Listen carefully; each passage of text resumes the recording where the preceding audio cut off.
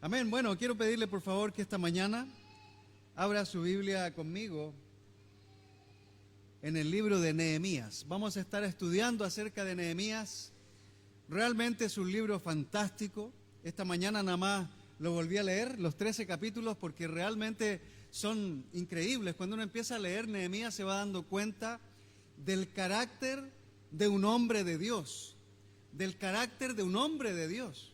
Y es importante mirar Nehemías desde un punto de vista bien espiritual, porque a pesar de que en el contexto en que nos encontramos, en todo el relato de Nehemías, nos vamos a ir directamente a la reconstrucción de las murallas de Jerusalén. Es decir, vamos a hablar de un periodo en la historia que no tiene que ver mucho con nosotros en el sentido del contexto histórico, el contexto social, incluso todo lo que ocurría ahí probablemente no se relaciona de la misma forma que se relacionaba con ellos, aunque de cierta manera, si usted se enfoca en el sentido del libro, se dará cuenta que Nehemías y todo lo que estaba pasando, tanto Nehemías como Esdras, que es el libro anterior a Nehemías y que de cierta manera también están muy conectados y son parte de las crónicas que también se encuentran en el Antiguo Testamento, nos podemos dar cuenta que habla de la reconstrucción de las murallas. Pero más allá de la reconstrucción de las murallas de Jerusalén, habla de la reconstrucción de la vida del pueblo de Israel. Habla de la reconstrucción de la fe del pueblo de Israel. Habla de la reconstrucción de la edificación de la iglesia en el Antiguo Testamento. La iglesia pasa por las mismas situaciones que el pueblo de Israel pasó en el Antiguo Testamento. La iglesia se desanima, la iglesia se desenfoca, la iglesia va tras los baales, tras ídolos diferentes, al igual que el pueblo de Israel iba en el Antiguo Testamento. La iglesia muchas veces se encuentra con murallas destruidas, con grietas en la vida de cada persona y hasta con un montón de escombros tirados en el suelo a causa de los pecados que no han sido tratados en la vida de cada cristiano. Así que tanto la reconstrucción de las murallas en Jerusalén tienen que ver completamente con la reconstrucción de nuestras propias murallas, de nuestras propias vidas espirituales. El libro de Nehemías, como le decía, se parte de dos libros, de Esdras y Nehemías. Ambos están unidos, ambos trabajan juntos. De hecho, Nehemías menciona al sacerdote o al maestro Esdras también al momento en que ellos empiezan a leer la ley para todo el pueblo, cuando ya las murallas han sido levantadas. Nehemías es un tremendo hombre de Dios, pero además es un tremendo líder. Es un hombre que de cierta manera ha sido comparado con Moisés. Moisés fue el que trajo al pueblo desde un punto de esclavitud a la libertad, pero Nehemías ayudó al pueblo a reconstruir su libertad también en Dios. Así que hay muchos paralelos en el libro que podemos ir mirando. Obviamente esta mañana no hay tiempo para mirar todo lo que podemos ver aquí, pero espero que podamos comprender algunas cosas en este texto que vamos a leer hoy y podamos también reconstruir las murallas que nosotros tengamos en el piso, cerrar las grietas que probablemente están abiertas en nuestras relaciones o en nuestra vida con Dios y recoger y sacar los escombros que impiden que podamos seguir reconstruyendo nuestras vidas. Packer, J.I. Packer, un autor de un libro, de varios libros muy especiales, y que hablan mucho acerca de la relación con Dios, dice que el libro de Nehemías, o Nehemías en sí, es alguien fascinante. Se han escrito montones de libros acerca de Nehemías. Hay libros sobre liderazgo acerca de Nehemías. Incluso empresarios, hombres de negocios, utilizan los principios de liderazgo de Nehemías para dirigir sus propias empresas. Haríamos bien, hermanos, nosotros, todos los que lideramos algo, tomar en serio al libro de Nehemías y leerlo profundamente, para aprender mucho acerca de lo que le enseña. Nehemías era un constructor, era alguien que tenía la capacidad de llevar a las personas donde las personas no querían o no podían o no sabían que podían ir.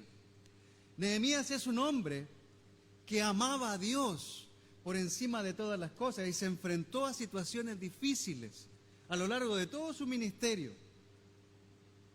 pero nunca desistió, porque siempre tuvo la mente y los ojos puestos, como decía Arnulfo en la Santa Cena, en Dios. Y eso hace la diferencia, hermanos y hermanas queridas, entre un hombre o una mujer de Dios y un hombre o una mujer que no tienen a Dios en su vida. La perspectiva, la manera en que miramos las cosas, la forma en que hacemos las cosas, el Dios al que nosotros vamos.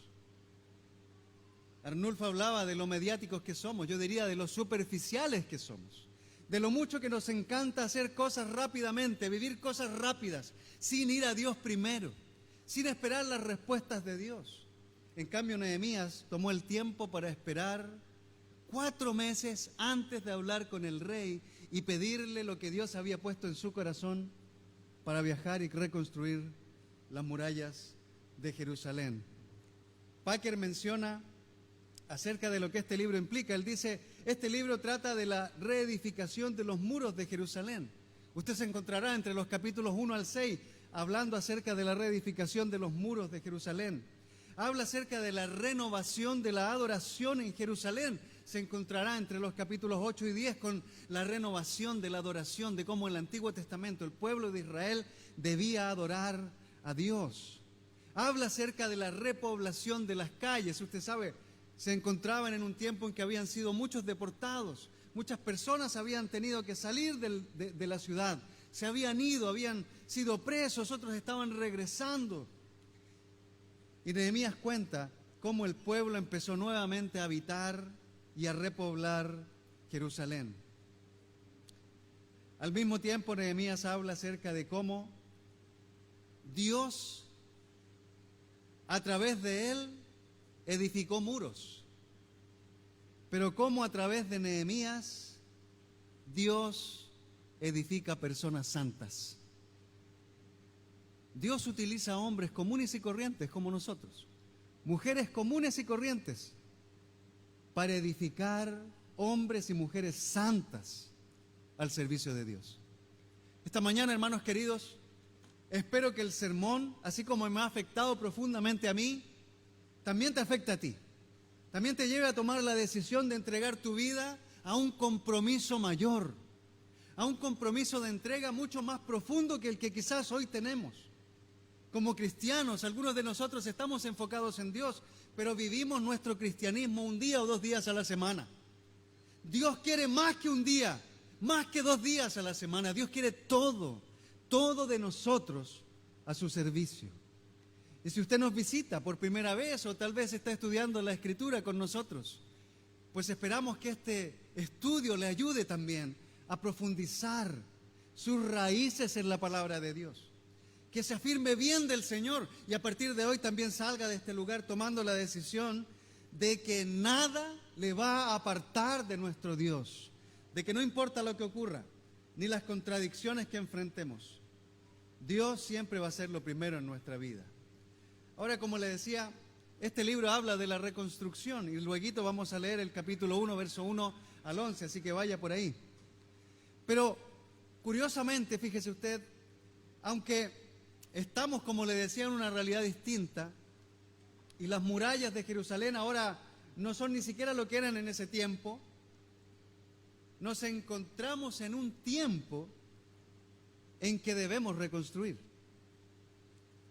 Nos encontramos en un tiempo en que nuestra sociedad, nuestros países, muchas familias, incluso nuestros vecinos que viven cerca nuestro, tienen sus muros destruidos.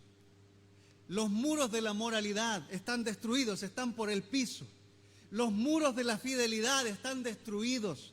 El adulterio, el asesinato, los matrimonios homosexuales hoy en día son parte de la agenda de todos los gobiernos del mundo, ya sea que los quieran o no los quieran. El aborto es algo que está en la agenda de todos los gobiernos del mundo, incluso de algunos cristianos. Los muros de la iglesia deben ser reconstruidos. Los muros de nuestras vidas deben ser reconstruidas. Y nosotros, hermanos queridos, somos los encargados de ayudar a la gente a restaurar los muros de su vida, a restaurar a esas parejas que han sufrido la infidelidad, a restaurar a esas parejas que hoy están a punto de divorciarse, a restaurar la vida de los solteros que han sido decepcionados, traicionados, abusados por medio de vidas santas, de las vidas que nosotros podemos y debemos vivir con Dios.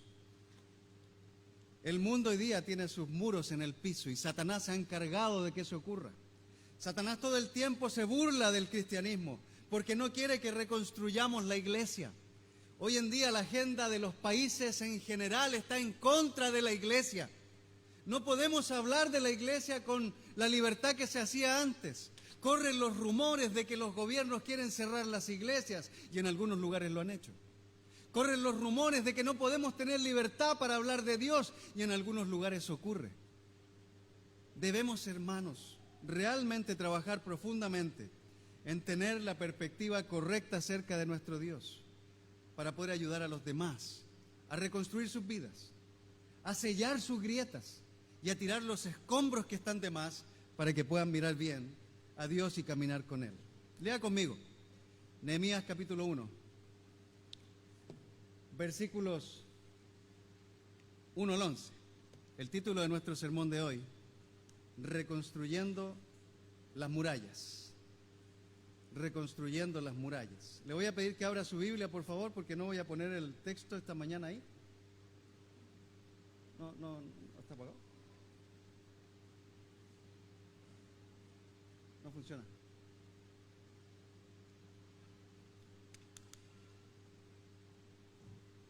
Si me le das un clic, por favor. Así que por favor abra su Biblia aquí en Nehemías, capítulo 1, un gran libro. Si tienen la oportunidad, como le decía, por favor, pase tiempo esta semana y lea los 13 capítulos de Nehemías, porque realmente le van a abrir la mente y le van a mostrar un panorama acerca de lo que estaba ocurriendo ahí. Y si tienen la posibilidad de leer los 10 capítulos anteriores de Esdras, léalos también, porque le van a ayudar a conectar las dos situaciones que están pasando. Entonces leemos aquí en Nehemías, capítulo 1, verso 1. Estoy leyendo de la Nueva Versión Internacional, en caso de que haya alguna diferencia con la que usted tiene. Estas son las palabras de Nehemías, hijo de Jacalías. En el mes de Quisleu del año 20, estamos hablando aproximadamente del mes de noviembre en nuestro calendario, porque hay una gran diferencia entre su calendario y el nuestro. Pero en el mes de Quisleu del año 20, estando yo en la ciudadela de Susa, llegó Hananí, uno de mis hermanos, junto con algunos hombres de Judá. Entonces le pregunté por el resto de los judíos que se habían librado del destierro y por Jerusalén. Me respondieron: los que se libraron del destierro y se quedaron en la provincia están enfrentando una gran calamidad y humillación. La muralla de Jerusalén sigue derribada, con sus puertas consumidas por el fuego. Al escuchar esto me senté a llorar, hice duelo por algunos días, ayuné y oré al Dios del cielo. Le dije: Señor, Dios del cielo grande y temible, que cumples el pacto y eres fiel con los que te aman y obedecen tus mandamientos. Te suplico que prestes atención, que fijes tus ojos en este siervo tuyo, que día y noche ora en favor de tu pueblo Israel. Confieso que los israelitas, entre los cuales estamos incluidos mi familia y yo, hemos pecado contra ti. Te hemos ofendido y nos hemos corrompido mucho. Hemos desobedecido los mandamientos, preceptos y decretos que tú mismo diste a tu siervo Moisés. Recuerda, te suplico lo que le dijiste a tu siervo Moisés. Si ustedes pecan, yo los dispersaré entre las naciones, pero si se vuelven a mí y obedecen y ponen en práctica mis mandamientos, aunque hayan sido llevados al lugar más apartado del mundo, los recogeré y los haré volver al lugar donde he decidido habitar. Ellos son tus siervos y tu pueblo, al cual redimiste con gran despliegue de fuerza y poder. Señor, te suplico que escuches nuestra oración, pues somos tus siervos y nos complacemos en honrar tu nombre. Y te pido que a este siervo tuyo le concedas tener éxito y ganarme el favor del rey. En aquel tiempo yo era copero del rey. Fíjese usted que Nehemías tenía una posición bastante importante en el gobierno. Él era el copero del rey. Tal vez para nosotros un copero es alguien que que limpia las copas o que nos trae un vaso, que nos sirve como un mozo, un garzón, alguien que nos atiende en el restaurante, pero en los tiempos en que vivía Nehemías, Nehemías era un hombre importante, influyente, que tenía voz delante del rey. Era un hombre de confianza del rey. De hecho, podríamos decir que era uno, o quizá él, más importante después del rey, porque la verdad es que cuando tenían que servir la comida, estaba el cocinero, como usted sabe, que hacía y preparaba la comida, y era examinado por diferentes personas. Tenía que incluso probar la comida para que el rey no se fuera a morir, de acuerdo, porque le podían poner veneno en la comida. Lo mismo ocurría con el copero. El copero llevaba el vino, por ejemplo, al rey, y lo primero que hacía el rey era esperar que el copero probara el vino. Así que el copero tomaba el vaso del vino. ¿Qué le pusieron al agua?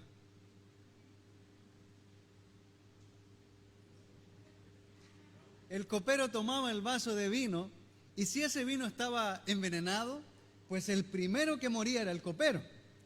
Así que el copero ponía en riesgo su vida por el rey. Era como esos guardaespaldas que a veces vemos en las películas, ¿no? Esos hombres que están acompañando a los presidentes, que algunos de ellos, porque no me atrevo a decir que todos, pero algunos de ellos seguramente están dispuestos a entregar su vida por el presidente. Algunos han recibido tiros, han sido asesinados a causa de proteger al presidente, y el copero estaba en la posición de ser el que probaba el vino real. Él probaba el vino, después le daba la copa al rey. El rey esperaba probablemente algunos segundos, algunos minutos, para ver si la cara del copero se ponía de alguna manera, si el color le cambiaba, si empezaba a temblar. Y como no pasaba nada, pues entonces el rey agarraba su copa y tomaba. Era el hombre de confianza. Y debía estar muy preparado, era un hombre preparado, no era una persona inculta que se acercaba al rey, porque probablemente tenía muchas conversaciones. Corre por ahí en la historia que los coperos reales tenían tanta influencia y tanto conocimiento que a veces debatían situaciones importantísimas con el rey. E incluso los reyes algunas veces tomaban decisiones en base a lo que el copero real les decía. Había una relación íntima entre ambos. Entonces, le digo esto simplemente para que vea la posición que Nehemías tenía y vea la reacción que Nehemías tuvo también al momento de escuchar que la gente de su pueblo, que estaba lejísimo, el pueblo donde estaba Nehemías está muy lejos, está en Susa, por ahí donde dice Babilonia, a mi lado izquierdo, está Susa, que era la capital, el lugar donde él estaba viviendo, donde estaba el rey. Él tenía probablemente su penthouse, no vivía en una choza. El hombre vivía bien puesto ahí, tenía el dinero que necesitaba, tenía la influencia que necesitaba, tenía las amistades que rondaban al rey, era reconocido por los demás. Tenía una vida bastante acomodada. Y Jerusalén estaba todo destruido, pero por el otro lado acá. Y vemos a Nehemías que le pregunta a Jacalías, a Hananí, uno de sus hermanos, dice, ¿qué pasa con los judíos que quedaron en Jerusalén? Y a mí me hace mucho sentido, pero también me da risa lo que ocurre acá. Porque fíjese usted que muchos de nosotros podemos importarnos de vez en cuando por lo que ocurre en otras iglesias. Algunos de nosotros, cuando vienen nuestros hermanos de Paraguay, por ejemplo, aquí, hablamos con ellos, les preguntamos cómo están, cómo está la iglesia, cómo va tu familia, qué sé yo, empezamos a socializar con ellos. Pero muy pocas veces realmente nos preocupamos acerca del estado espiritual en que están los demás hermanos en las demás iglesias. Al contrario, si escuchamos algún rumor de alguna iglesia que ande mal, inmediatamente más bien nos ponemos críticos y empezamos a reclamar en contra del liderazgo de la iglesia, en contra de los hermanos, en contra de la falta de dinero y en contra de un montón de cosas. Pero no vamos más allá con nuestras preguntas. Y Nehemías, siendo el copero real, podría haberle preguntado a este hombre, ¿y qué pasa con los hermanos allá? Y al escuchar lo que ocurría, pues podría haberles dicho, qué bien, bueno, ¿y cómo estás tú? ¿Cómo te ha ido a ti? ¿Cómo van tus cosas? ¿Ya tienes casa? ¿Ya te compraste un carruaje? Porque en ese tiempo no había autos. ¿Tienes un caballo nuevo? ¿Compraste más trigo? ¿Ampliaste un dormitorio más para el hijo que viene? O sea, las conversaciones entre personas de este nivel de pronto pueden caer en algo muy superficial. Pueden llegar a caer simplemente en viajes, ¿no? A veces nosotros podemos llegar a caer en solo hablar de viajes, en solo hablar de vacaciones, en solo hablar de casas, en solo hablar de ropas, en solo hablar de marcas incluso, sin pasar un poco más allá en nuestras conversaciones. En cambio, él dice que cuando le respondieron lo que pasaba, se enteró de que la gente que estaba ahí estaba sufriendo una gran calamidad y humillación. Y dice la Escritura que al escuchar esto, Nehemías se sentó a llorar. Hizo duelo por algunos días, ayunó y oró al Dios del cielo. Y ya escuchamos la oración. La semana que viene hablaremos de la oración, no me da tiempo ahorita para hacer de eso. Pero vamos a enfocar en estos primeros 4 versículos. ¿Le ha pasado a usted que cuando recibe una noticia trágica, lo primero que hace es acomodarse en la silla? Recuerdo que hace algunos años atrás, ya no recuerdo cuántos años han pasado, me comentaron o me avisaron que mi papá había muerto. Era el día sábado en la madrugada, justo antes de dar mi sermón de domingo. Y me llamó mi hermano desde Santiago de Chile para decirme, papá murió. Creo que era la madrugada ya. Y claro, yo estaba acostado, pero me senté, me acomodé en la cama y empecé a sentir en mi corazón la angustia de que mi padre había muerto y yo estaba acá sin poder verlo, sin poder abrazar a mi hermana, a mis hermanos, sin poder compartir con ellos. Empecé a sentir ansiedad por no estar allá. También cuando nos anunciaron la muerte de Osvaldo hace casi 8 años atrás, recuerdo que nos llamaron por teléfono esa noche y nos dijeron, parece que Osvaldo murió, porque no había claridad en lo que había pasado. Nuevamente sentimos esa perturbación emocional que a uno le hace sentarse, quedarse quieto, no creer lo que está pasando. E incluso estando aquí en el mismo salón, algunos de nosotros podemos recibir malas noticias y lo primero que hacemos es tratar de afirmar el cuerpo porque las piernas empiezan a temblar.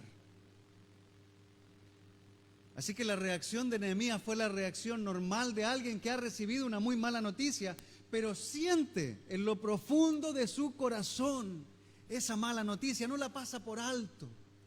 No cambia la página y empieza a hablar de cualquier otra cosa, sino que él simplemente se hace uno con el dolor de las personas que estaban viviendo humillación en Jerusalén.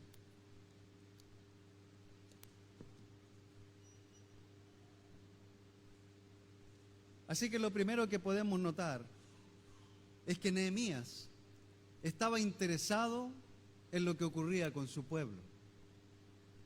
La Escritura dice que él preguntó a los que le visitaron. Y también nos dice que al escuchar sintió profundamente lo que estaba pasando. Dice, me senté a llorar. Me senté a llorar.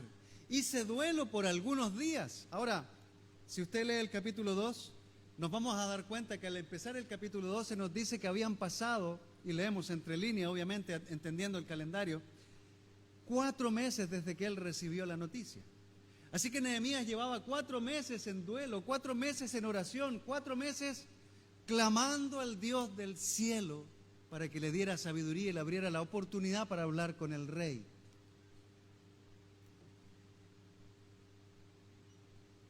¿Cómo reaccionamos nosotros, hermanos queridos, ante las noticias que recibimos de nuestros hermanos en la fe? ¿Cómo reaccionamos ante la noticia de que Alejandro perdió a su sobrino?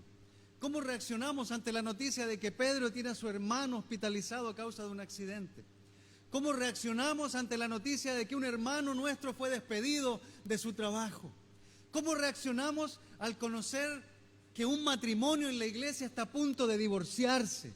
O que los vecinos que tenemos alrededor nuestro están viviendo situaciones que le están encaminando a la perdición. ¿Cómo reaccionamos con el dolor de otros? Pues Nehemías nos muestra algo que es completamente distinto a nuestra realidad. Muchas veces la empatía de la iglesia es más apatía que otra cosa. Muchas veces más que sentir dolor, que sentarnos a llorar, que ayunar, que buscar a Dios, empezamos a dar soluciones. Alguien viene y nos cuenta todo el dolor de su vida y lo primero que hacemos es dar vuelta a la página y empezar a transmitir ideas propias o principios, o empezamos a compartir miles de escrituras, pero sin siquiera conectar con lo que el otro está sufriendo. En la semana tuvimos la oportunidad de compartir con una pareja en la casa. Y usted los ve tranquilos porque son personas de Dios, son hombres, es un hombre y una mujer de Dios, que quieren dar su corazón para Dios y para el reino y para la iglesia, y sirven y dan y se esfuerzan y sufren por las cosas de Dios. Y cuando los escuchamos hablar, mi esposa y yo, realmente tocó nuestro corazón el sentir el dolor que ellos tenían, no por sus cosas, sino por las cosas que ocurrían en la iglesia. A veces, hermanos, somos tan indiferentes al dolor de los demás, somos tan superficiales, estamos tan acostumbrados a mirar por delante las cosas y no a mirar profundamente lo que ocurre detrás, que simplemente damos vuelta a la página y continuamos con nuestra vida. Lo que oramos ayer lo dejamos ayer en el tintero y ahí se quedó. Lo que pasó hoy día por la mañana se quedó ahí porque tenemos muchas cosas que hacer. Arnulfo nos hablaba acerca de que estamos en el mes patrio y generalmente todos estamos enfocados. Los colegios están enfocados en aprenderse un montón de canciones para poder cantar en el día del aniversario. Probablemente usted hoy día esté pensando en qué va a comer, en qué carne va a comprar, en si va a comer una cosa u otra, dónde va a ir a cenar, con quién se va a reunir. Pero ¿cuántos de nosotros realmente estamos interesados, hermanos, en lo que pasa en la vida de cada hermano en la congregación? ¿Cuántos de nosotros hemos estado llamando a Mariela, que fue operada hace unos días atrás, para saber cómo sigue, cómo está su ánimo? ¿Cuántos de nosotros nos involucramos realmente con los 3 misioneros que han llegado acá, que dejaron sus vidas en Paraguay para venir a ayudarnos a levantar el ministerio universitario? ¿Cuántos de nosotros vamos de vez en cuando al ministerio de los niños y miramos si los niños están bien, si tienen la comida que necesitan, si tienen todo lo que necesitan, si están bien atendidos? ¿Cuánto nos ocupamos de la iglesia? Pero tristemente muchos de nosotros, en vez de pasar tiempo pensando, sintiendo, llorando, ayunando, orando por la iglesia, por los hermanos en la iglesia, perdemos el tiempo criticando a uno y a otro. Perdemos el tiempo criticando lo que no se hace con nosotros, que no me llaman, que no me atienden, que no me buscan, que no me cuidan. ¿Y cuántos de nosotros somos capaces de levantar el teléfono nada más y llamar a los hermanos que tanto criticamos? Criticamos al que se va, criticamos al que no viene, pero no nos ponemos en los zapatos del que está pasando por esa situación. En cambio, Nehemías, ¿qué hizo? Nehemías preguntó y Nehemías no dio vuelta a la página. Nehemías escuchó, Nehemías sintió, Nehemías lloró, Nehemías se angustió, pero tampoco tomó decisiones apresuradas. Porque algunos de nosotros podemos decir, bueno, el hermano le falta dinero para comprar el pan, vamos a darle plata para que compre el pan, y se terminó el problema. Pero el otro día le vuelve a faltar. Esta familia tiene problemas matrimoniales, pues bueno, que otro lo atienda porque yo ya tengo los míos. Pero ¿cuánto nos esforzamos por buscar ayuda para esa familia? En cambio, ¿qué hizo Nehemías? Nehemías dice que se fue a orar. Fue a orar. Se la pasó orando. Hay matrimonios en este lugar, en este salón, que no van a orar cuando tienen problemas familiares. Habemos matrimonios en este lugar que no somos capaces de ir a Dios primero y decirle: Dios, ayúdame porque no sé cómo ser un buen esposo, no sé cómo ser una buena esposa. Estoy exigiendo de él, estoy exigiendo de ella que sea lo mejor que puede ser, pero yo no hago ningún cambio. y nos quejamos de todo. En cambio, Nehemías fue a Dios, porque era un hombre de Dios. Un hombre de Dios va a Dios en primer lugar. Una mujer de Dios va a Dios en primer lugar. No va a buscar la ayuda de otra persona. Va a Dios porque cree que Dios tiene poder para salvar, tiene poder para sanar, tiene poder para restaurar, para reconstruir. Un hombre de Dios mira a Dios en primer lugar y no a las personas. Los hombres mundanos, los hombres pecaminosos, miramos a las personas primero y después buscamos a Dios. Vamos en búsqueda de alguien que nos ayude. Vamos en búsqueda de alguien a quien culpar por lo que no hemos hecho bien. Pero un hombre y una mujer de Dios busca a Dios primero. Como esa película que probablemente algunos de los matrimonios han visto. Cuarto de Guerra se llama, se la recomiendo. A nosotros nos recomendó, creo que Sadi nos recomendó alguna vez ver la película, muy buena. Pero la esposa estaba sufriendo una situación con su esposo ahí, porque tenían una relación distanciada y el esposo estaba a punto de serle infiel con la secretaria o con otra vendedora. Y ella empieza a orar, se va a un closet, si no me equivoco, y empieza a tener en ese lugar todos los días tiempo de oración, porque una mujer mayor le había aconsejado primero buscar a Dios. Y ese es el rol de ustedes, mis hermanas mayores en este salón. Ustedes como hermanas mayores deben ayudar a las hermanas más jóvenes a buscar a Dios. Ustedes en primer lugar deben tener una relación profunda con Dios, deben estar firmes en Dios. Todas esas fotos que vimos en la semana del grupo de señoras están unidas, comiendo y pasándola bien, pues debe ser el reflejo de una vida espiritual centrada en el Señor. No debe haber crítica en las mujeres mayores, debe haber entrega al servicio para ayudar a las mujeres jóvenes que necesitan aprender cómo lidiar con un matrimonio. Así que si usted es una mujer adulta en la iglesia, no crea que está aquí para calentar un asiento, porque no es así. No crea que Dios no le ha dado un rol. Usted tiene un rol importante, pero para eso debe involucrarse con las personas de la iglesia. Debe dejar de andar criticando por ahí como las mujeres del mundo y debe enfocarse en cuidar a las mujeres de la iglesia, porque ese es su ministerio. La crítica no es de Dios, el chisme no es de Dios, la crítica y el chisme son de Satanás y usted debe alejarlos de su vida. Nehemías no criticó, Nehemías no culpó a Dios, Nehemías no culpó a otras personas, no buscó al rey de inmediato y le dijo: rey, por favor, ayúdame, que tengo problemas en el pueblo y quiero ir a sanar las cosas que pasan ahí. No, él fue primero a Dios, porque estaba interesado en lo que ocurría en su pueblo. ¿Cuántos realmente, hermanos, nosotros, que nos llamamos cristianos, miembros de esta iglesia, nos preocupamos por lo que pasa en ella? ¿Cuántos de nosotros hablamos del centro Mi Bendición a otros, pero ni siquiera damos una ofrenda para el centro? Ni siquiera vamos a pasar un tiempo con los niños, ni siquiera hablamos con los murillos para saber cómo va el centro, simplemente criticamos y hablamos de lo que no sabemos.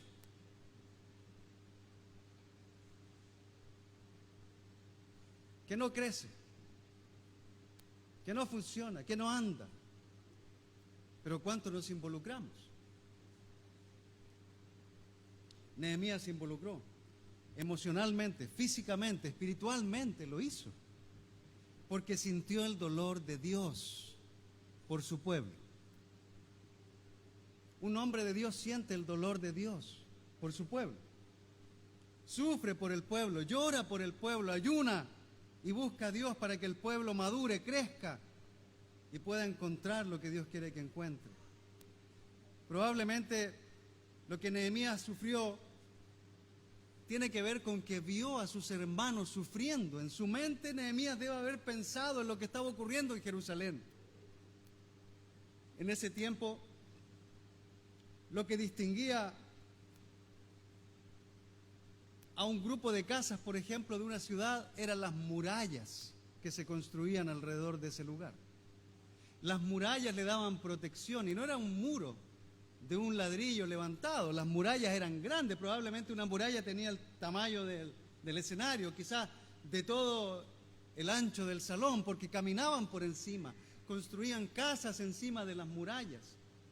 Así que era una gran construcción que brindaba protección, que hacía que la gente se sintiera segura. Y lo que había pasado con Jerusalén en ese tiempo es que las puertas estaban quemadas, los muros estaban en el piso, estaba lleno de escombros. La gente había perdido su relación con Dios. Así que Nehemías vio el dolor, sintió el dolor e hizo algo. Fue a Dios en búsqueda de ayuda y de sabiduría. Cuando nosotros pensamos en Jesús también, la Escritura en Mateo capítulo 9, versículo 36, nos dice que Jesús lloró por su pueblo. Jesús lloró por lo que estaba pasando con el pueblo, porque veía que el pueblo estaba perdido. En otra ocasión también vio al pueblo perdido como ovejas sin pastor.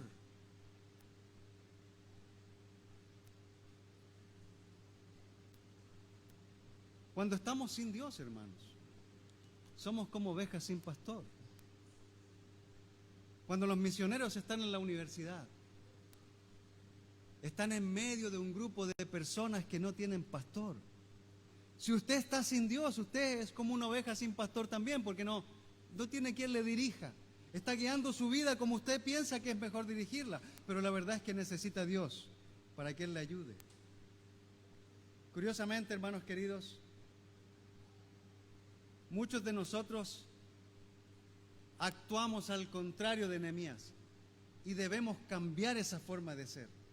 Debemos preocuparnos mucho más por lo que pasa en el pueblo, por lo que pasa con la gente. Estoy tan contento, honestamente, de haber visto fotos de la despedida de soltero que le hicieron ayer a Andrés y Andrea.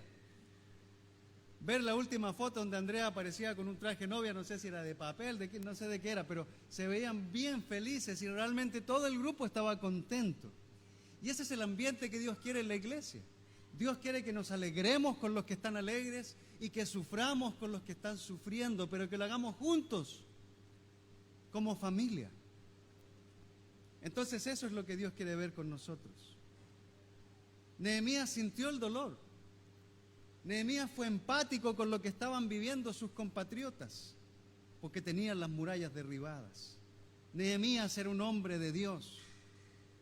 Nosotros vemos al hombre de Dios pensando primero en Dios y después en todo lo demás. En Efesios capítulo 5, versos 25 al 27. Si está tomando nota, por favor, tome nota, porque no voy a poner las escrituras esta mañana en la pantalla para que usted las pueda repasar después. Cuando nosotros consideramos el compromiso de un hombre de Dios con la iglesia, lo primero que notamos es Efesios 5, 25 al 27. La escritura nos dice, y se referencia al matrimonio acá: esposos, amen a sus esposas así como Cristo amó a la iglesia y se entregó por ella para hacerla santa. Él la purificó lavándola con agua mediante la palabra, para presentársela a sí mismo como una iglesia radiante, sin mancha ni arruga ni ninguna otra imperfección, sino santa e intachable. Yo creo que Nehemías tenía en su corazón al pueblo de Dios y tenía en su corazón lo que Cristo hizo por la iglesia en el Nuevo Testamento. La pregunta para nosotros es si nosotros tenemos en nuestro corazón a la iglesia, así como Cristo la tiene en el suyo. Si amamos tanto la iglesia que estamos dispuestos a sacrificarnos por ella. Obviamente es una pregunta de reflexión para cada uno de nosotros. Debemos pensar profundamente si estamos dispuestos a sacrificarnos por la iglesia, no por el edificio, por la iglesia. Si estamos dispuestos a sacrificarnos, los esposos en primer lugar, por nuestras esposas, porque estamos llamados los esposos a sacrificarnos por nuestra esposa antes que por cualquier otra cosa. Si estamos dispuestos a someternos por amor a Cristo los unos a los otros, si estamos dispuestos a dar nuestra vida porque la iglesia le dé gloria a Dios, porque nuestros matrimonios le den gloria a Dios, porque nuestra esposa sea una mujer santa, pura, cercana al Señor. Hermanos, nosotros que somos casados tenemos el rol, y si usted no es cristiano también tiene el rol, apréndalo. Esto es ser un hombre de verdad. Un hombre de verdad ama, alimenta, cuida a su esposa y la pone en prioridad antes que a sus hijos, antes que a las demás personas del mundo, antes que a la misma congregación, la esposa está por encima de todo, pero debajo de Dios. Cualquier hombre cobarde hace todo lo contrario porque no se atreve a poner a su esposa en primer lugar. Por eso la mujercita anda llorando, anda triste, anda congojada. Porque el hombre cobarde que no quiere llevar realmente a Dios en su vida en primer lugar, no pone a la esposa donde lo merece. Anda mirando mujeres por aquí y por allá, anda buscando a la secretaria, anda buscando a la que le vende el pan, la leche. Pierde de vista a Dios. Si usted no es cristiano, mi amigo, aprenda cómo es ser un hombre de verdad. Ser un hombre de verdad no trata de sexo. Es que nos llevamos tan bien en la cama. Eso no es ser un hombre. Eso no es ser hombre. Hay mujeres que se complacen a sí mismas y la pasan mejor. Así que ser un hombre no es un hombre en la cama. Ser un hombre es el que ama a su esposa, el que cuida a su esposa, el que la alimenta física, emocionalmente, espiritualmente. Ese que la mira a ella y la aprecia. Y aparta su mirada de las demás.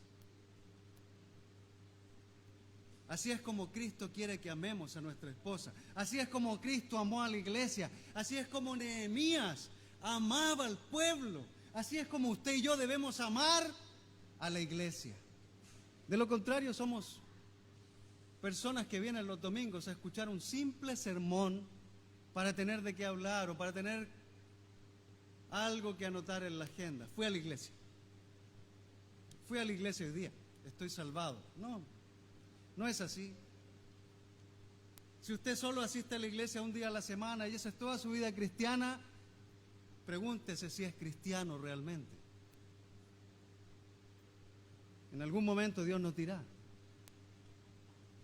si lo somos o si no lo somos. Pero ¿cuánto nos interesa la gloria de Dios en la iglesia? ¿A Nehemías le importaban las murallas? Sí, le importaban las murallas. ¿A Nehemías le importaba la gente que estaba sufriendo? Sí, le importaba la gente que estaba sufriendo. Pero antes de todo eso, ¿sabe lo que más le importaba a Nehemías? La gloria de Dios. A Nehemías le importaba honrar a Dios.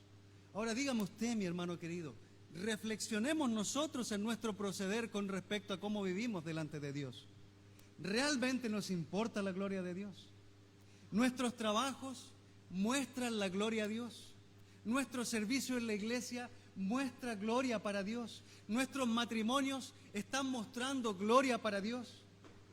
Nuestras carreras están mostrando gloria para Dios. Nuestras finanzas muestran que queremos glorificar a Dios. O muestran deudas por aquí, deudas por allá, compromisos sin poder cumplir delante de los demás. Nuestros hijos demuestran que como padres estamos trabajando, luchando, aún sin ser perfectos, para que ellos puedan dar gloria a Dios con su vida. Lo que escuchamos, lo que vemos, lo que leemos, lo que recibimos, muestra que estamos buscando a Dios y su gloria. Porque si no es así, hermanos, estamos construyendo la iglesia de manera diferente. Nehemías amaba a Dios y no buscaba la gloria personal. No buscaba ganar el aprecio de nadie. A Nehemías no le importaba si la gente lo quería o no lo quería por hacer lo que estaba haciendo. A Nehemías solo le importaba que Dios se glorificara, porque era celoso por Dios. ¿Cuánto nos complacemos nosotros, hermanos queridos, en honrar el nombre de Dios? No sé si usted tiene tanto calor como yo, pero a mí en realidad se me está yendo todo el agua que tomé.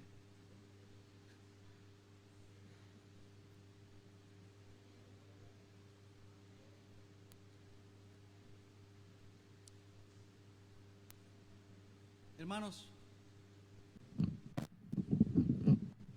yo no quiero que esto sea un simple discurso. Usted y yo debemos buscar glorificar a Dios en todo lo que hacemos. En nuestros enamoros cristianos debe haber pureza para glorificar a Dios. En nuestros matrimonios debe haber santidad para glorificar a Dios. En las personas con las que nos relacionamos debe haber pureza también. Con los amigos que tenemos en el mundo debe haber una diferencia entre ellos y nosotros, porque no somos iguales a los demás. Nehemías no era igual a los demás. No buscaba honor propio, él buscaba el honor de Dios. Debemos tener cuidado, queridos hermanos, de no recibir el mensaje del profeta Ageo.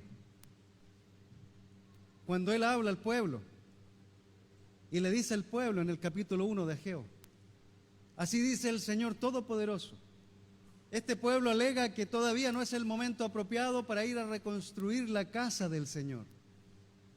¿Pero acaso es el momento apropiado para que ustedes residan en casas lujosas, mientras que esta casa está en ruinas?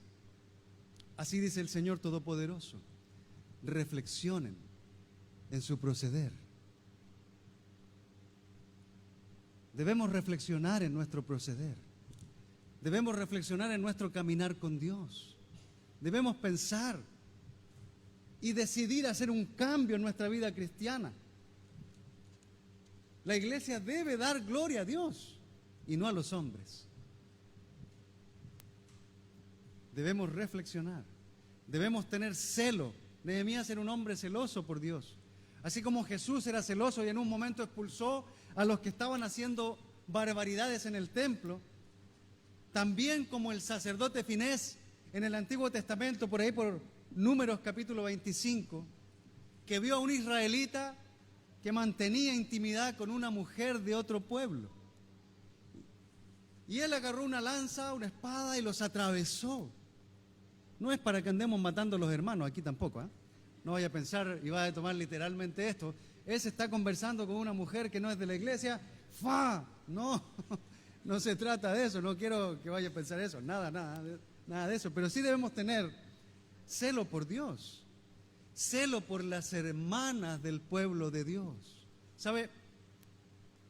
Si usted es soltero, si usted es un hombre soltero en la iglesia, usted debe ser tan celoso de Dios que debe cuidar sus hermanas cuando anda en cita con ellas.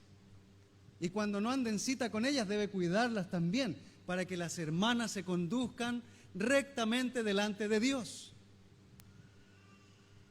Usted debe cuidar la pureza de las mujeres en la iglesia. Debe cuidar la santidad de las casadas y de las solteras y de las niñas y de todas las mujeres que están aquí. No vaya a pensar que porque no es cristiana no debe cuidar su pureza. No, al contrario. Por el hecho de ser cristiano, usted debe ser un hombre ejemplar. Y si usted es mujer cristiana y soltera en la iglesia, pues debe cuidar la pureza de sus hermanos también aquí. Debe sacar en cita a los solteros, no tenga vergüenza. A veces los hombres se ponen perezosos o egoístas porque somos más superficiales que las mujeres. Necesitamos la ayuda idónea de otras hermanas solteras para los solteros, que les saquen también y les muestren lo egoístas que son, para cuidar la pureza en las relaciones. Yo creo que un hombre cristiano, un padre cristiano, siempre va a querer que su hija se case con un cristiano. Yo quiero eso. Mi esposa y yo oramos por nuestros hijos. Están chicos todavía. Pero oramos para que ambos se casen con cristianos. Oramos para que mi hijo tenga una esposa cristiana. Y le decimos que no debe casarse con una no cristiana. Le decimos, debes casarte con una cristiana. Y a mi hija le decimos lo mismo, tú debes casarte con un cristiano. Esto de andar buscando hombres y mujeres por otro lado es una pérdida de tiempo. Así que ellos saben que deben tener una cristiana o un cristiano en sus vidas. Pregúntele usted a ellos, ¿con quién se van a casar? A lo mejor le van a decir, yo no me quiero casar, o yo no quiero tener hijos. Pero si le pregunta a mi hija o al Benja sobre con quién casarse, con una persona de la iglesia o no de la iglesia, ellos saben que deben hacerlo con un cristiano. No arriesguemos la pureza, la santidad de nuestros hijos a causa de una emoción. Si usted lee Esdras se dará cuenta, y si lee Nehemías se dará cuenta de que en este tiempo había mucho celo por las relaciones entre un israelita y alguien de otro pueblo. Para ir terminando nada más esta mañana, Packer, J. Packer, un escritor, menciona a otro escritor evangélico del 1800 que se llama J.C. Ryle, un puritano, que dice lo siguiente: un hombre celoso en religión es eminentemente un hombre de una sola cosa, es decir, íntegro. No es suficiente decir que es serio, afectuoso, intransigente, minucioso, íntegro y ferviente en espíritu. Un hombre celoso de Dios mira solo una cosa, es absorbido por una sola cosa, y eso es agradar a Dios. Viva o muera, esté sano o esté enfermo, sea rico o esté pobre, agrade u ofenda a los hombres, se le crea sabio o se le crea estúpido, ya sea que reciba honor o consiga vergüenza, nada de esto le preocupa. A él lo consume una sola cosa: agradar a Dios y promover la gloria de Dios. Debemos preguntarnos nosotros, hermanos queridos, usted, yo, hermanos, hermanas, debemos preguntarnos si somos celosos de Dios, si somos celosos de nuestra vida espiritual, si somos celosos de agradar a Dios con todo lo que hacemos, tenemos y somos. Las personas que somos celosos de Dios, no dejaremos pasar por alto alguna situación en que el nombre de Dios sea deshonrado, sino que actuaremos para defender su honor. Algunas veces enfrentaremos a algunos, otras veces nos arrancaremos de ahí por temor a deshonrar a Dios. Debemos preguntarnos, hermanos, 3 cosas en cuanto a lo que hemos visto aquí. Nehemías quiso saber de la situación de su pueblo. Por favor, entérese. Busque saber lo que pasa con los hermanos aquí. Busque saber, especialmente si usted es un líder en la iglesia, si usted es líder de grupo, si usted es misionero, si usted es pastor, si usted está predicando, si usted es anciano, si va a ser anciano, si es diácono. Busque conocer lo que pasa con los hermanos en la iglesia. Busque enterarse, busque conocer la situación financiera, la situación espiritual, la situación del matrimonio. Busque preguntar por la pureza. Busque hablar con los hermanos para que se confiesen, porque algunos ni se confiesan. Nehemías quiso saber de la situación del pueblo. Sienta el dolor, especialmente los líderes, especialmente los ancianos. Deben aprender a sentir el dolor del pueblo, aprender a llorar con el pueblo, aprender a ir a Dios para que el pueblo esté bien, aprender a ayunar por el pueblo, no solo hablar de algunas cosas. Debemos, los líderes espirituales, sentir el dolor del pueblo y hacer algo. Nehemías actuó motivado por el celo que sentía por Dios y por su pueblo. Nehemías era un líder, pero todo cristiano es un líder de cierta manera. Así que no importa si usted se bautizó ayer o se bautizó hace 30 años, usted y yo tenemos la responsabilidad de actuar motivados por el celo que Dios siente por Dios y por su pueblo. Y quedémonos con estas preguntas.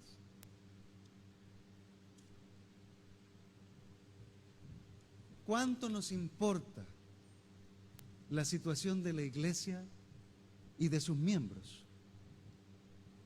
¿Cuánto nos importa la situación de Cochabamba? ¿Cuánto nos importa la situación de La Paz, de Tarija? ¿Cuánto oramos por las iglesias en el Cono Sur? ¿Cuánto oramos por otros hermanos que están también en otras iglesias? ¿Cuánto nos importa la situación de la iglesia y de sus miembros? ¿Sentimos el dolor de Dios por su pueblo? ¿Sentimos el dolor de la gente de Dios? ¿El celo de Dios es el que nos mueve o nos mueve un interés personal? Hermanos, ¿qué estamos haciendo para reconstruir nuestras murallas? ¿Qué estamos haciendo para sellar nuestras grietas? ¿Qué estamos haciendo para levantar los escombros que nos impiden crecer en nuestra relación con Dios? Esta semana, hermanos queridos, y se los pongo aquí en la pantalla, debemos reflexionar y pensar cómo estamos actuando delante de Dios. Debemos pensar si lo que hacemos es para honrar a Dios o para honrarnos a nosotros mismos. ¿Qué nos importa más? ¿Que Dios sea glorificado o la vergüenza que podemos pasar a causa de darle la gloria a Dios? Necesitamos honrar a Dios, así como Nehemías lo hizo. Cada uno de nosotros, cada una de las hermanas acá, debemos luchar para honrar a Dios y glorificar su nombre. Que Dios le bendiga, que tenga una buena tarde. Gracias por su atención.